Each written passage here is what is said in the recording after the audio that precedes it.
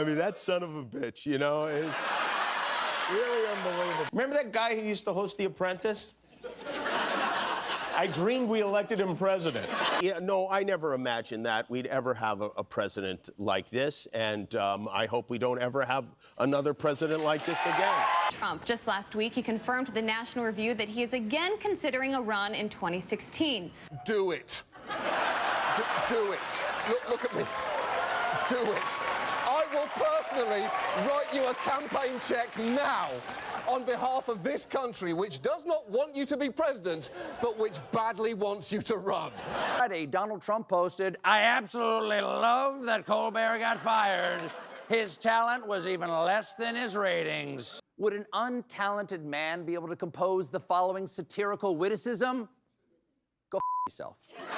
If this morning you finally woke up from a coma, well, you might want to go back. Colbert has no talent. I mean, I could take anybody here. I could go outside on the beautiful streets and pick up a couple of people that do just as well or better. They get higher ratings than he did. He's got no talent. Fallon has no talent. Kimmel has no talent. They're next. They're going to be going. I hear they're going to be going. In 2014, when you'd come home from work, flip on the TV around 11:30 p.m., you'd probably see Jimmy Fallon playing some ridiculous game where celebrities have to guess songs while wearing giant headphones or something. David Letterman would be throwing stuff off the roof of his building. Conan O'Brien would be doing that weird string dance that makes absolutely no sense, but somehow works. This was late night television at its purest, harmless, goofy, politically neutered entertainment. I mean, sure, they'd take gentle shots at politicians, Obama's ears. She talks about my ears a lot. That's an old standard, how big they are. Bush's malapropisms. George Bush is now so unpopular, he must defend his job against Russell Crowe. Clinton's appetites. All right, yeah, everybody, okay, all right, yeah. How's everybody? But it was all fair game, all in good fun. The jokes landed because they weren't trying to destroy anyone. They were just trying to make you laugh before you went to sleep. Jay Leno, the king of this era, had a simple philosophy. To me, I always like to humiliate and degrade both sides equally. Yeah. Johnny Carson before him operated on the same principle. Make fun of everyone equally. Keep it light, keep it broad, give America something to laugh about together, regardless of whether they voted red or blue. But something happened in the summer of 2015 that would shatter this delicate ecosystem forever. A reality TV star with a bad comb-over rode down a golden escalator and announced he was running for president. I am officially running for president of the United States. And in that moment, though none of us knew it yet, late-night television began eating itself alive. Donald Trump became an obsession when he became a presidential candidate, a fixation. A white whale that would drive an entire industry of professional comedians completely, utterly, magnificently insane. Now, the premise of this video is the claim that Trump changed late-night TV, but it's actually more than that. It's the story of how America's court jesters convinced themselves they were freedom fighters, how the people whose job was to help you laugh at the absurdity of politics decided instead to pick a side and wage war. How the industry built on bringing people together became a weapon for tearing them apart. And in trying to destroy Trump, these hosts ended up proving every single point he'd ever made about the media and Hollywood. They became the thing he said they were. And for some reason, they turned themselves into his greatest campaign advertisements.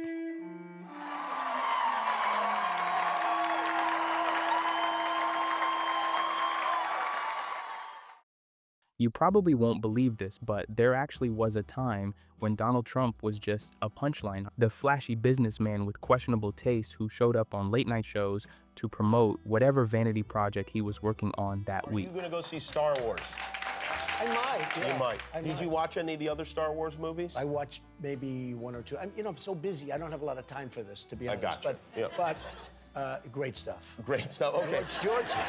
George Lucas. I mean, no, the whole thing. I mean, the job he's done is. In December 2015, candidate Trump appeared on Jimmy Kimmel Live. Hard to believe now, but it actually happened, and it was standard fare.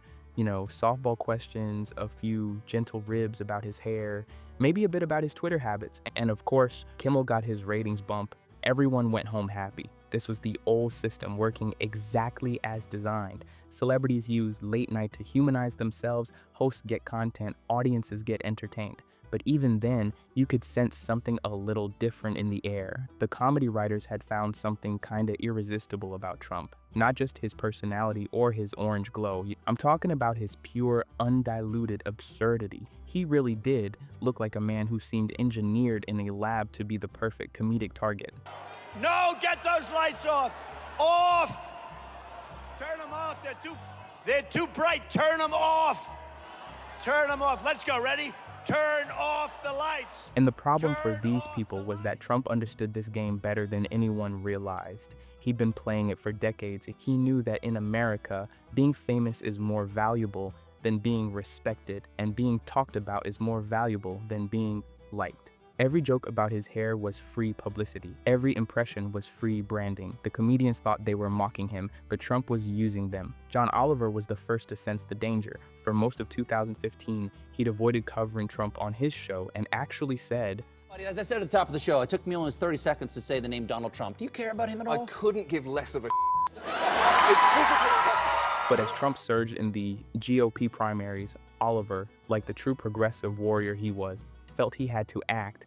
In February 2016, he devoted 22 minutes to dismantling Trump. The centerpiece was a bit about Trump's family name, originally being Drumpf. The name Trump was not always his family's name.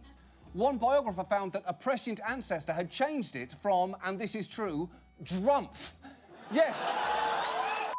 Oliver created fake campaign merchandise, launched a website, even built a Chrome extension that would replace Trump with Drumpf across the internet. And if you go to donaldjdrumpf.com, which we own, you can download a Drumpfinator Chrome extension, which will replace the word Trump with Drumpf wherever it appears in your browser. And you can also buy these Make Donald Drumpf Again hats, which we are selling at cost. And it went viral, tens of thousands of parody hats sold. Oliver foolishly thought he was delivering a killing blow. Instead, he was writing the playbook for what late night would become. Not just comedy about politics, but comedy as politics. Not just making fun of Trump, but actively campaigning against him. If you are thinking of voting for Donald Trump, the charismatic guy promising to make America great again, stop and take a moment to imagine how you would feel if you just met a guy named Donald Drumpf. A litigious serial liar. The one thing you need to know about the entertainment industry is that absolutely nothing drives ratings like hatred. Absolutely nothing generates more clicks, more shares, more passionate engagement than giving people permission to feel righteously angry about someone they already hate. And Trump was comedy on crack. Pure, uncut, addictive content that made audiences feel smart and superior and morally justified all at the same time. Jokes about Trump always got applause, the comedic equivalent of a drug that made everyone feel good about themselves while destroying their capacity for literally any nuance. But the moment the old system died came in September 2016, when Jimmy Fallon made a fatal mistake. He treated Trump like a normal human being. Do you want to tell me a little bit about yourself? Well, I'm an extraordinarily handsome person. I have a beautiful head of hair. I noticed that, yeah. Trump appeared on The Tonight Show during the general election campaign. You have to understand that Fallon was actually the least political among all the late night show hosts. Weird, I know. But he gave Trump the kind of goofy interview that had made him famous. You know, they talked about Trump's sleep habits, his Twitter obsessions, his diet. And then, in what seemed like harmless physical comedy, Fallon asked if he could mess up Trump's hair. Can I mess your hair up? Trump agreed.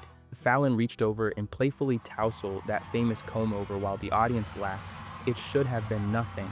A silly moment in a silly interview on a show built entirely around silly moments, but the reaction was swift and it was merciless. Variety declared that Fallon had lost, quote, the last shred of his credibility. People accused him of, quote, normalizing a proto-fascist candidate.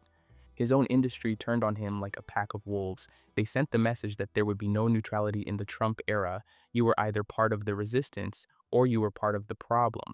Obviously, Fallon tried to defend himself. He claimed he was just doing comedy, but it was too late. The mob had spoken. His ratings actually began to tank, while Stephen Colbert, who had transformed his show into a nightly Trump hate fest, shot to #1. By 2018, he was expressing regret, saying he'd do it differently because of the backlash, an emotional toll it had on him. And a very important lesson was learned across the industry. Hate sells and neutrality dies. If you wanted to survive in late night, you better pick the right side, or in this case, the left side, and you better pick it loudly. Thank you, Sarah. I had to come back. Sometimes when you're president, you have to make sacrifices, so I skipped the back nine. There's a reason they call it jumping the shark and not jumping the politician. But apparently nobody told late-night TV hosts that the second one is way more embarrassing.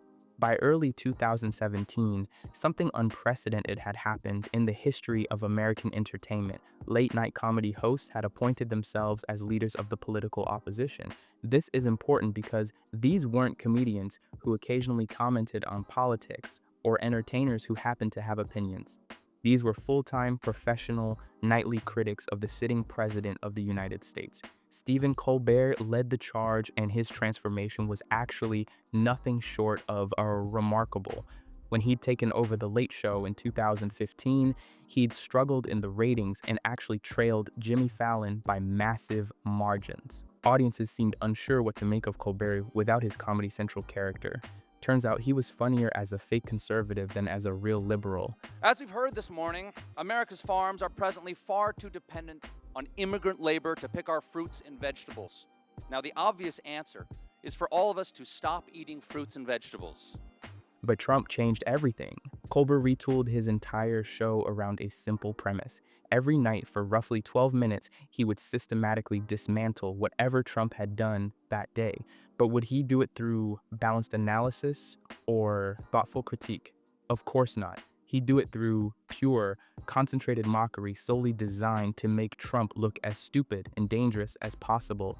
And unfortunately, it worked. By February 2017, Colbert had beaten Fallon in total viewers for the first time. By the end of the 2016 to 2017 television season, he was the undisputed king of late night. Some analysts attributed his success to, quote, greater interest in politicized comedy under the Trump administration. Translation: people wanted to be told that their hatred was justified, and Colbert was happy to oblige. And in May 2017, he crossed the line. See, earlier that day, Trump had appeared on CBS's Face the Nation and dismissed host John Dickerson as fake news in the middle of an interview. You know, it's very funny when the fake media goes out, you know, which we call the mainstream media, which sometimes I must say is you. But when the you fake... mean me personally, or...? Your show. I love your show. I call it Deface the Nation.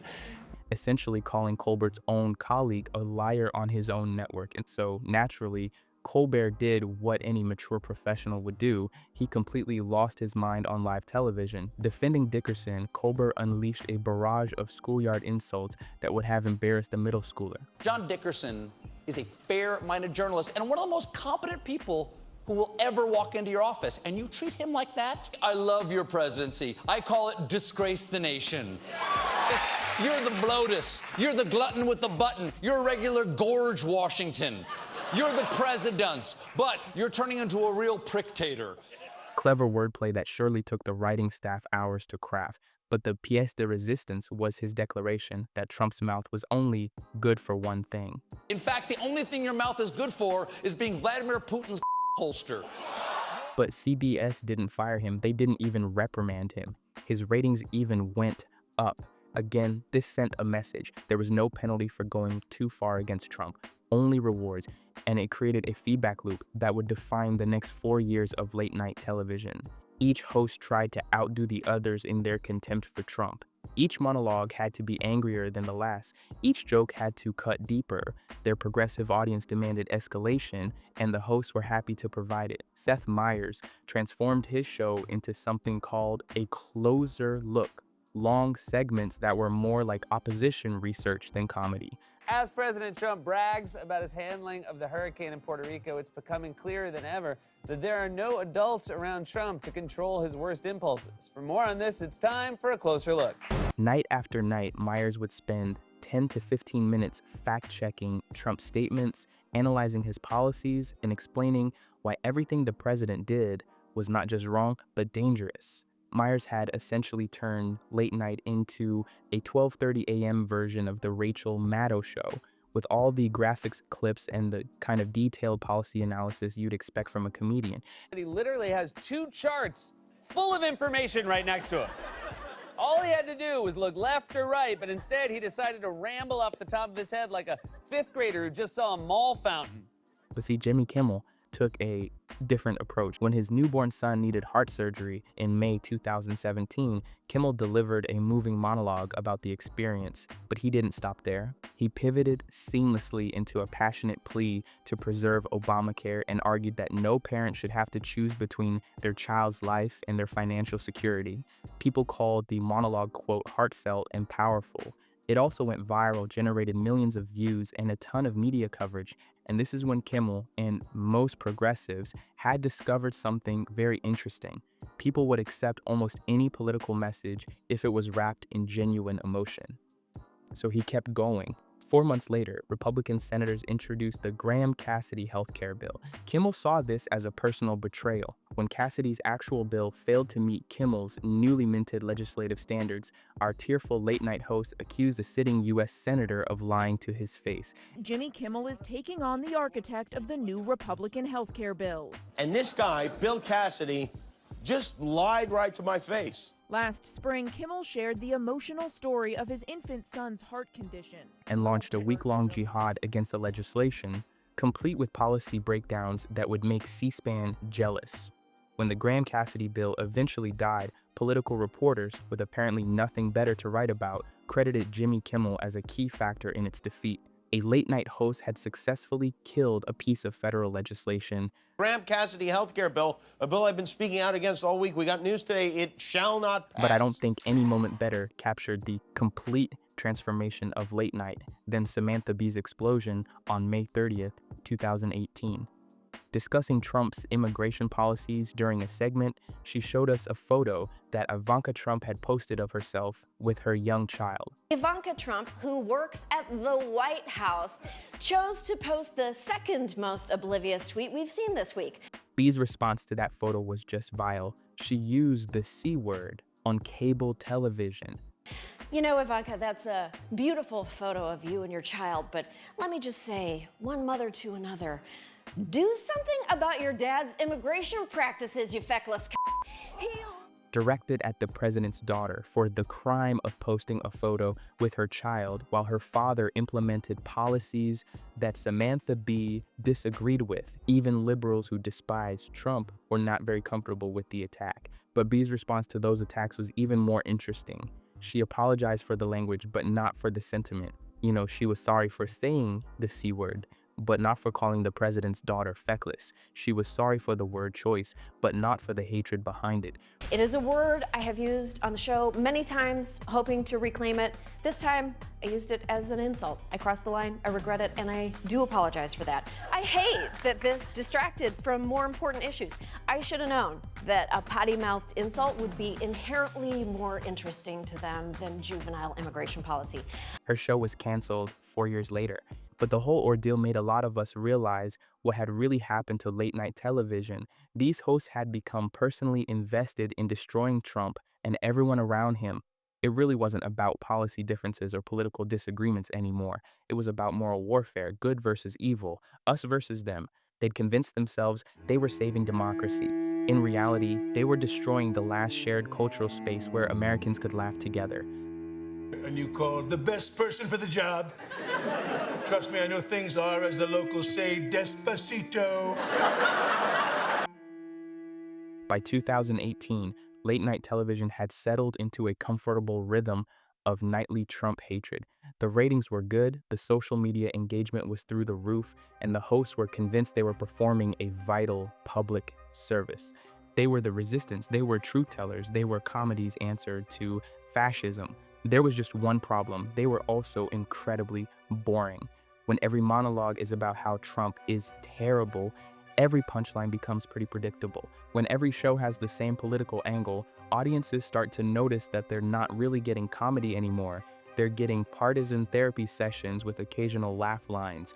The format had become as repetitive as a propaganda broadcast, just with better production values. But the hosts couldn't stop. They were addicted to the drug of righteous anger, and their progressives' audiences were addicted to having their political prejudices validated. It was actually a perfect storm of mutual enabling that kept everyone high while slowly poisoning the entire medium of late-night comedy. The first crack in the facade came from an unexpected source. On a June 2018 episode of his show, Maher was discussing Trump's strong economy when he said something weird. Because I think one way you get rid of Trump is a crashing economy. Yeah. So please, bring on the recession. Yeah. Sorry if that hurts people, but it's either root for a recession or you lose your democracy. And there it was, laid bare, a millionaire comedian sitting in his HBO studio, openly hoping that the economy crashes, and he obviously didn't care if this would create hardship on millions of working Americans, all because he didn't like their president. And his audience, other millionaires and coastal elites, applauded. Maher has since tried to reform himself and has had some common sense takes in the past year, but this was important to point out, because you can't even say it's comedy. This wasn't even politics. This was pure, undiluted class warfare dressed up as entertainment. The mask had slipped completely. These hosts finally abandoned the facade of speaking for ordinary Americans and showed us they were speaking down to them. They weren't trying to unite the country like they claimed for decades. They were trying to punish half of it for voting wrong. They'd become exactly what Trump said they were, elitist entertainers who despised the same people who made their careers possible, and slowly the audience began to notice. Jimmy Kimmel was the first to admit the cost. In a November 2022 interview, he said that he'd lost half of his fan base due to his relentless political content. I have lost half of my fan, maybe more than that. I mean, when 10 years ago, among Republicans, I was the most popular talk show host. ABC executives had expressed concern about alienating conservative viewers, but Kimmel simply didn't care. He couldn't. It was a pretty remarkable thing to admit. Kimmel was explicitly choosing ideology over entertainment. He'd rather preach to the choir than tell jokes that everyone could enjoy. He'd rather be right than be funny. And of course, the consequences were obviously predictable. By 2022, the most watched late-night show in America wasn't Stephen Colbert or Jimmy Kimmel or any of the traditional network hosts. It was Greg Gutfeld on Fox News, a conservative comedian who'd stepped into the massive void these hosts had created by abandoning half their potential audience. The late-night establishment had become so uniformly left-wing, so hostile to conservative viewers, that they'd literally driven their own audience to a cable news network for comedy. They created their own competition by forgetting the first rule of entertainment: give the people what they want, not what you think they need. But the real reckoning was still to come. Because while these hosts had been playing resistance fighter, the corporate executives who actually owned their shows had been watching the numbers. And the numbers were starting to tell a very different story than the Twitter metrics and viral clips suggested. Trump had been out of office in 2023, but he was still living rent-free in these comedians' heads. Almost every monologue was still about him. Every punchline was still at his expense. They'd become so obsessed with their white whale that they couldn't talk about anything else, and even liberal audiences were getting tired of it. In July 2025, CBS made a weird announcement. The Late Show with Stephen Colbert would be canceled in 2026, ending its run after 33 years.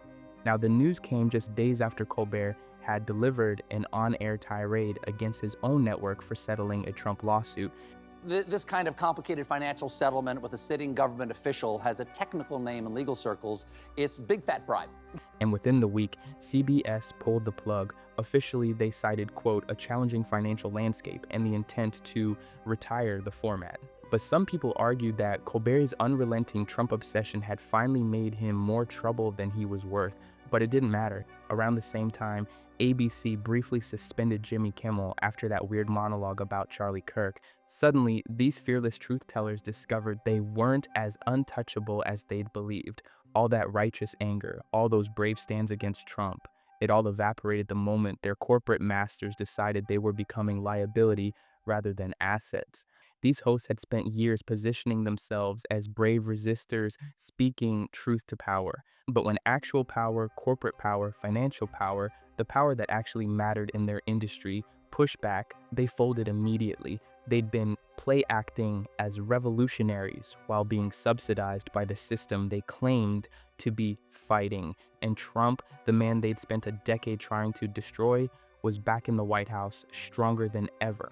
All their jokes, all their outrage, all their resistance theater had accomplished exactly nothing except proving his points about media bias and elite contempt for ordinary people. They tried to break Trump and broke themselves instead. And in their rush to become political activists, these hosts forgot that laughter is supposed to bring people together, not tear them apart. It's supposed to comfort the disturbed and disturb the comfortable, not comfort the comfortable while disturbing everyone else. Late night television was built on a simple compact. We'll make fun of everyone in power so that everyone can laugh together. Politicians come and go, but the jokes remain universal. The moment these hosts decided that one politician was too dangerous to joke about fairly, too evil to treat as merely human, they broke that compact. They stopped being comedians and became propagandists. Trump didn't actually break late night TV.